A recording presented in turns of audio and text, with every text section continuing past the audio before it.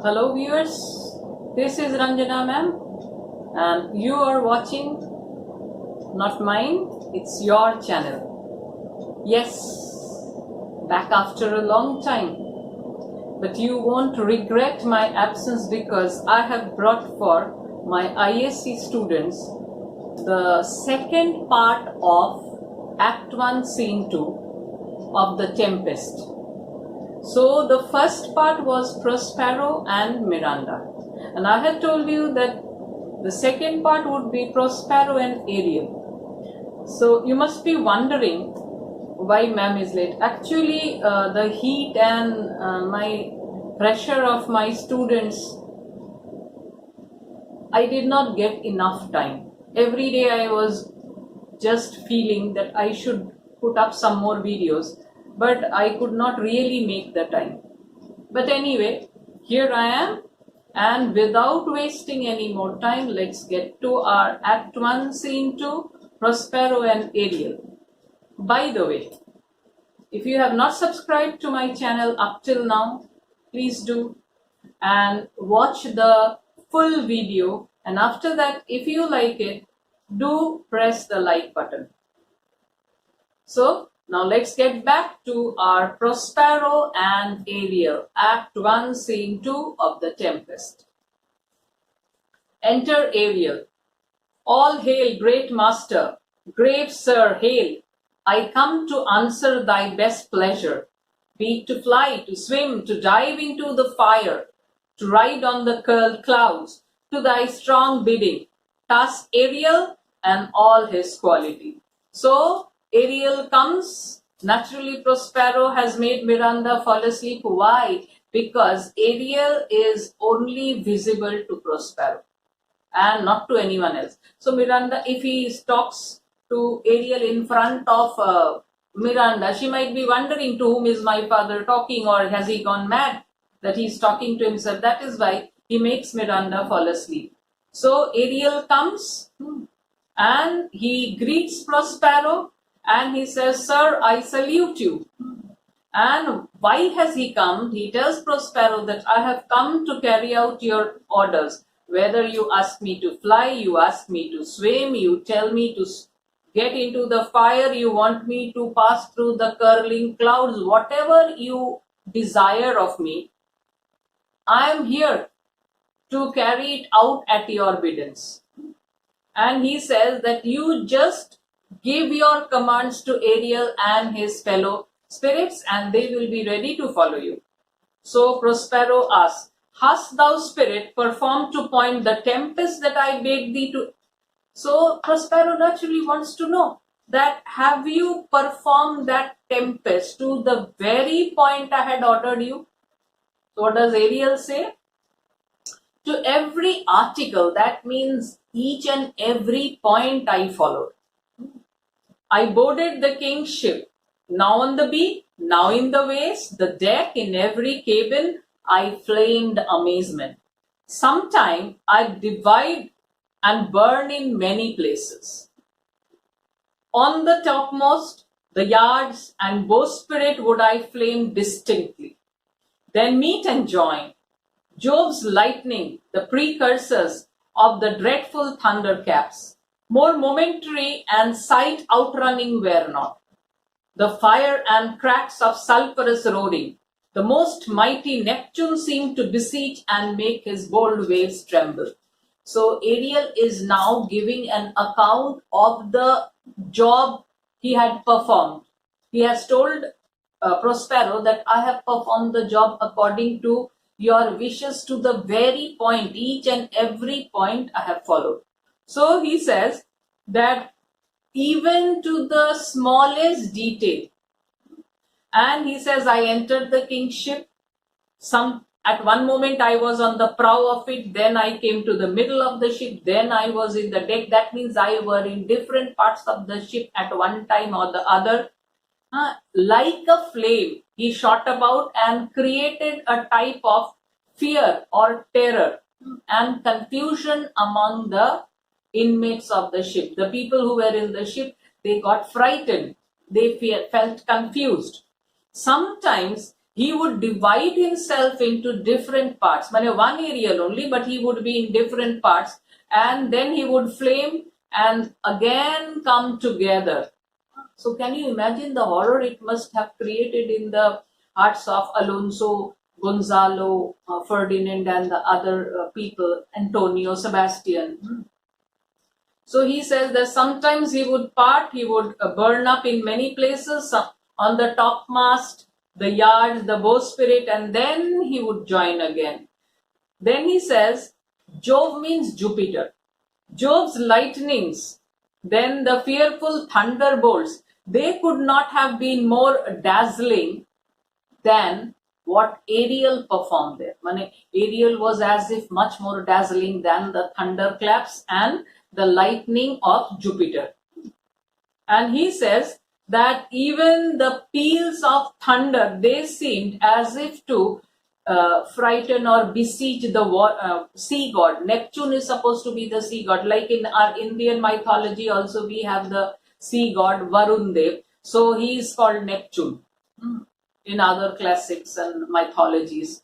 So he, as if he paused up he stirred his waves, and even his three-pronged spear, or like in our Hindu mythology, Lord Shiva has his trident, or the Trishul we say. So the Neptune's trident as if started shaking. All that terror he created, it was not a natural one. It created fear in the hearts of everyone. Even the trident of Neptune seemed to shake. So he says, his dread trident shake. So yes, even his trident, the horrible, which creates horror, that trident also started trembling and shaking. Why? Because Ariel had created such a terror and tumult in the kingship. Prospero, my brave spirit, who was so firm, so constant that this coil would not affect his reason. Now Prospero wants to know whether among these people in the ship was there anyone who was not shaken or not terrified by this confusion. He just wants to know what effect did this create in the hearts of the people. So what does Ariel say? Not a soul, but felt the fever of the mad and played some tricks of desperation. All but mariners plunged in the foaming brine and quit the vessel. Then all afire with me, the king's son Ferdinand, with hair up staring, then like reeds, not hair, was the first man that leaped, cried, hell is empty, and all the devils are there. So, when Prospero wants to know if there was anyone who was not affected, so Ariel says, no, everyone in the ship, they were affected. So there was no one in the ship who was not confused, who was not affected with madness, who did not try to do something senseless. All other than the sailors, mariners, all other than the sailors, what did they do? They jumped into the raging waters of the sea and they quit the vessel or quit the ship, abandoned the ship. And the ship was at that moment, actually Ariel had created an illusion. It seemed as if the whole ship was burning along with Ariel. Ariel had made it seem that the ship was in fire. So, and the king's son Ferdinand, he was the first one to jump into the water. So with his hair standing on one end, so the hair was as if standing like reeds. It didn't look like hair then, it looked like reeds. And what did he do? He was the first to plunge into the water. And before plunging, he cried, hell is all loose and there are devils here. So imagine the fear he had created, that Ferdinand, a young man, he jumps into the water first. Prospero naturally is very happy and he says, why, that's my spirit. But was not this nigh shore? Yeah, that's my brave spirit. But wasn't it close to the shore? Close by, my master. But are they Ariel safe? This is the prime concern of Prospero. He wants to know, being a good man, he doesn't really want that any harm should come to them. So he's asking, Ariel, aren't they all safe? So he says, not a hair perished. So not even a hair has been damaged. On their sustaining garments, not a blemish, but fresher than before. And as thou badest me, in troops I have dispersed them about the isle. The king's son have I landed by himself, whom I left cooling of the air with sighs, in an odd angle of the isle, and sitting, his arms in this sad knot. So now Ariel tells that no one has been harmed, not even a hair of any of these people have been harmed. So he says that even their dresses, the garments which they are wearing, they also don't have any stains on them. Rather, they look fresher than before. I don't know whether it is because of the salty waters which has made their dresses look fresher. But anyway, Ariel says that stain, to forget, there is no stain. Rather, the dresses look fresher than before. And as you had ordered me, I have scattered them in small groups. So who comes first? Ferdinand. He lands alone. And he comes with his hands folded. He's in a sad mood.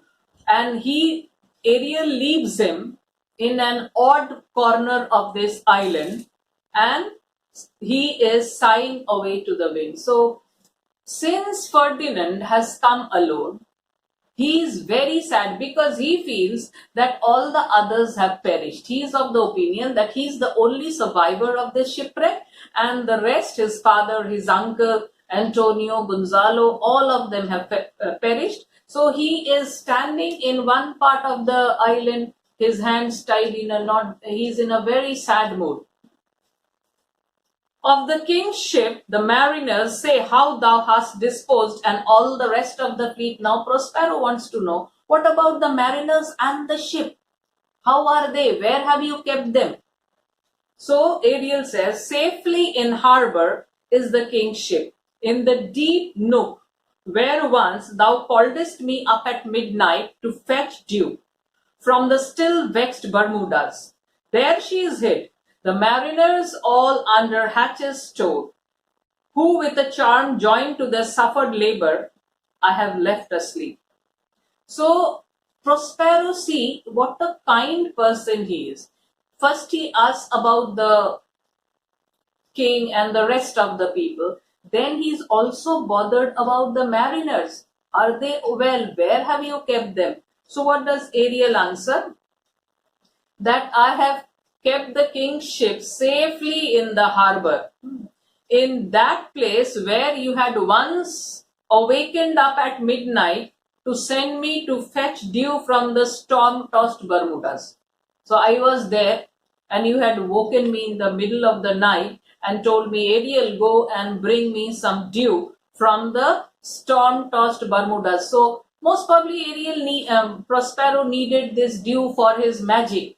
So he had ordered Ariel, and Ariel was at this place where now he has kept the king's ship along with the mariners safely asleep.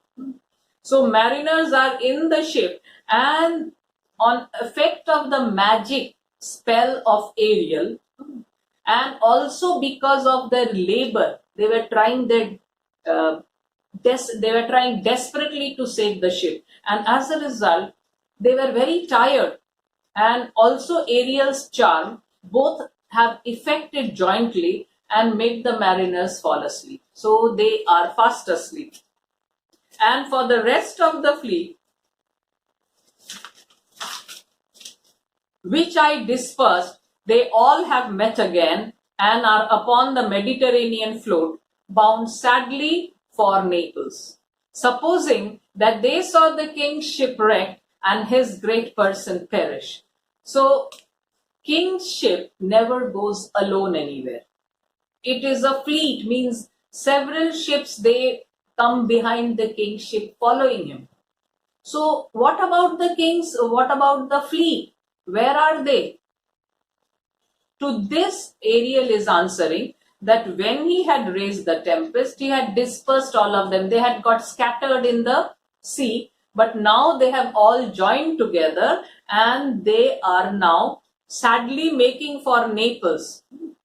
Why? Because they are under the opinion that the king's ship has got wrecked and the king has died. And they have as if seen the king's ship sunk in front of their eyes. So this is an illusion. It's not real. You all know it. That Ariel has kept the king's ship safely in the one part of the harbor. So the duties have been performed by Ariel very well. Now let's see. Ariel, thy charge exactly is performed, but there is more work. What is the time of the day? So Prospero is happy. Ariel, you have performed the job exactly as I had given you, but I have some more work for you. So what is the time now? Past the mid-season. That means it's past 12 o'clock, past midday. So Prospero wants to know more or less the exact time. So he's asking at least 2 glasses. So you understand what is 2 glasses. You must have read in Merchant of Venice. You must be remembering the sandy hourglass. So 1 glass, from there the sand goes down in 1 hour. So 2 glasses means 2 hours have passed. So that means 2 o'clock in the afternoon.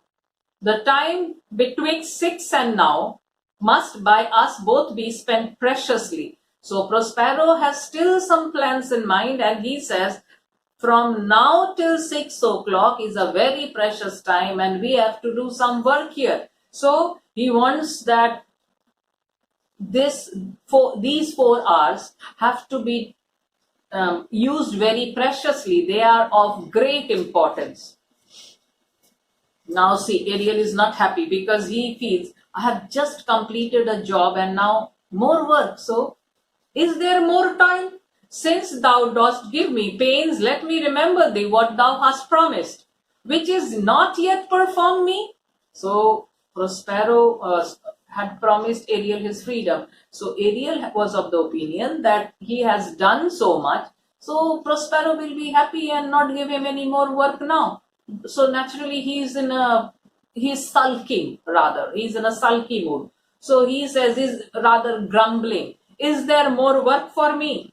So since you are giving me so much pain, so many painful tasks, I would like to remind you what you had promised me and you have not fulfilled it. It remains unfulfilled. So now just see, Prospero up till now had seemed to be a kind master, but he knows when to take to task his servants when they try to throw tantrums. So what is he doing? How now? Moody. What is it thou canst demand? So Prospero, oh, you are acting moody. So you are sulking. What is it that you ask from me? He's the master and he won't tolerate any nonsense. My liberty. Yeah, my freedom. That is what I am asking of you. Before the time be out? No more. So before the time, I had given you certain time. Before the time is out, how can I give you your freedom? My job has not yet been completed. So how can I give you freedom? I pray thee. Remember, I have done the worthy service, told thee no lies, made no mistaking, served without or grudge or grumblings. Thou did promise to bait me a full year. So he is reminding that I just request you. Remember that I have been of great service to you. I have done great service to you. I have never told you any lies. I have never made mistakes. I have listened to your orders without complaint, uncomplainingly, without any grudges. And then you had told that if I carried out my job in this way, you would reduce 1 full year from the allotted time which I am supposed to serve you. Dost thou forget from what a torment I did free thee? So Prospero now tries to remind him. So have you forgotten from what type of torture I had relieved you? No, thou dost. and thinkest it much to tread the ooze of the salt deep, to run upon the sharp wind of the north, to do me business in the veins of the earth, when it is baked with frost. So Prospero now tries to remind him of the torture. So he says, no, I haven't forgotten it. So he says, yes, you do. You think it to be a great hardship to walk over the salt beds of the sea, to fly upon the chilly north wind, to walk for me to the innermost part of the earth where it is hardened with frost. So you think these are very hard jobs. So what does Ariel say? I do not, sir. Now he has realized most probably that he has not done the right thing. It's really the wrong thing to infuriate his master Prospero. So thou liest, malignant thing. Hast thou forgot that fowl which Sycorax, who with age and envy was grown into a hoop? Hast thou forgot her? So now Prospero is very angry. He is also harsh. And he reminds of all the tortures Ariel had been subject to in the time of Sycorax, the wicked witch. So he says, you evil-minded creature, you are lying. Have you forgotten that wicked witch Sycorax, who was bent double with age and also cruelty? Have you forgotten her? So this is a nice thing to cut Ariel down to size. But I don't think Ariel has really done that much offense that he should be scolded so harshly. But anyway, Prospero is the master and we are no one to say. No, sir, thou hast. Where was she born? Speak, tell me. So you have forgotten. Tell me, where was Sycorax born? So, sir, in Algiers. Oh, was she? So I must once in a month recount what thou has been, which thou forget. Oh, was she born in Algiers? I think every month or once in a month, I must remind you what you have forgotten. That damned witch Sycorax, for mischiefs manifold and sorceries terrible, to enter human hearing, from Algiers thou knowest was banished. For one thing she did, they would not take her life. Is not this true? So now he tells about Sycorax, and through Prospero, we get an idea, or through this conversation with Ariel, we get to know about who was Sycorax. Sycorax was a wicked witch. She was born in Algiers, but she had done some very wicked deeds, and that is the reason why she was not fit to live among human beings, and she was banished from her home country. Only they did not take her life away from her. For one thing she did, most probably they had been benefited once. They had been benefited once on account of Sycorax, and that is why they did not take her life. Or it could be, like some critics suggest, that they did not kill her because she was carrying, she was pregnant. But I don't think so, because here it is mentioned, for one thing she did, that they did not take her life. So most probably they were indebted to her for one thing, and that is why out of a little bit of gratefulness also they did not take her life, because normally witches are burned. But she wasn't. She was rather banished and dumped in this God-forsaken island because she was not fit to live with human beings.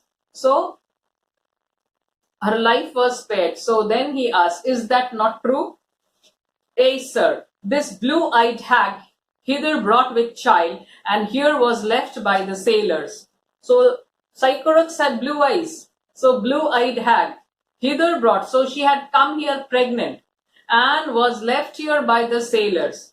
Thou, my slave, as thou reportest thyself, was then her servant, and for thou wast a spirit too delicate to act her earthy and abhorred commands, refusing her grand hest, she did confine thee by help of her more potent ministers, and in her most unmitigable rage into a cloven pine, within which rift imprisoned thou didst painfully remain a dozen years, within which space she died, and left thee there, where thou didst vent thy groans as fast as mill will strike. Then was this island, save for the sun that she did litter here, a freckled whelp hag born, not honored with a human shape. So again, all those painful memories in the time of Sycorax is brought before Ariel. So what does Prospero say? That you were her servant. Since you were a gentle spirit, you could not carry out all those hateful commands of Sycorax, and that is why you refused to obey her. And as a result, what did she do? She shut you up in an open pine tree, and with the help of her other powerful agents, because she was very angry that you refused to follow her command. And you were imprisoned in that hollow of that pine, and you were there imprisoned for more than 12 years. In the meantime, Sycorax died, and you went on groaning. And at that time, that island had no one else, no other inhabitant other than this son she had given birth to. So he was a type of creature without human shape. Yeah, we are told Caliban is half human, half fish. So other than Caliban, there was no other inhabitant in that island. The only inhabitant was Caliban, and these people, these spirits were all put in the hollow of the tree. Yes, Caliban, her son. Dull thing, I say so. He that Caliban, whom now I keep in service. Thou best knowest what torment I did find thee in. Thy groans did make wolves howl, and penetrate the breasts of ever angry bears. It was a torment to lay upon that the dam which Sycorax could not again undo. It was mine hour when I arrived and heard thee, that made gape the pine and let thee out. So he says, yes, Caliban. Ariel says, yes, Caliban, her son. So Prospero says, yes, he is a stupid creature. And that Caliban who is now my servant. So Ariel, you very well know in what state I found you. Your groans were so touching that wolves howled in sympathy. The hearts of the rugged bears, the bears also melted on hearing your sad groans. And it was a curse which Sycorax had put on you, but she could not undo. She put them in the cloven pine. She put them in the hollow of the pine and imprisoned Ariel and his fellow spirits. But then she could not undo the charm, and then she died. And as a result, what happened when Prospero landed in this island? He heard the groans of Ariel and his spirits, and he had sympathy, and with his magic he opened the pines and released them. So what does Ariel say? I thank thee, master. If thou more murmurest, I will rend an oak and peg thee in his knotty entrails till thou hast howled away 12 winters. Now, my God, how angry Prospero is. He is telling, if you murmur or grumble anymore, now not a pine tree, I'll put you in an oak tree, in an oak tree with its twisted trunks, and then I will leave you to groan for 12 more winters, means 12 more years. So poor Ariel, he is sorry. He says, pardon me, master. I will be correspondent to command and do my spiriting gently. So he says, I will be obedient to your orders and do the work gently. Do so, and after 2 days I will discharge thee. Now Prospero is also happy, and he says, yes, you obey my commands, and after 2 days I'll free you. That's my noble master. What shall I do? Say what shall I do? So he is very eager to help. Go, make thyself like a nymph of the sea. Be subject to no sight but thine and mine, invisible to every eyeball else. Go, take this shape, and hither come in it. Go hence with diligence. So he tells Ariel to make himself like a sea nymph, and you should not be visible to anyone other than me, other than mine. I should only see you, and no one else should see you. You should be invisible to everyone else. Come, take this shape and come here. Go fast. And now he wakes up Miranda. Awake, dear heart, awake. Thou hast slept well. Awake. So he wakes up Miranda. The strangeness of your story put heaviness in me. Poor Miranda doesn't know that it was her father who had made her fall asleep. So she says that your story was so heavy that it had made me fall asleep. It is, sorry, shake it off. Come on, we'll visit Caliban, my slave who never yields us kind answers. So shake off your drowsiness and let's visit Caliban, who never gives us kind answers. It is a villain, sir. I do not love to look on. He is a villain and I don't wish to look on him. But as it is, we cannot miss him. He does make our fire, fetch in our wood, and serves in offices that profit us. What ho, slave Caliban, thou earth, thou speak. So he says we cannot do without him because all the manual job, he does it. Like making our fire, bringing in wood and serving in our offices that make us profit. Then he calls out to Caliban, thou earth, thou speak. So this is where Prospero and Ariel comes to an end, and after that it will be Prospero and Caliban. So this is the second part of Act 1, Scene 2. And after that, Prospero and Caliban won't be long, and then Ariel and Ferdinand, and lastly it will be Ferdinand and Miranda. So I hope you have understood it well. I have tried in my own way to be as lucid as possible. If you have any other problem, you can always put your comments in the comment section. And for the time, goodbye, have a happy time, and don't forget to subscribe to my channel as I told you in the beginning. And now also I'm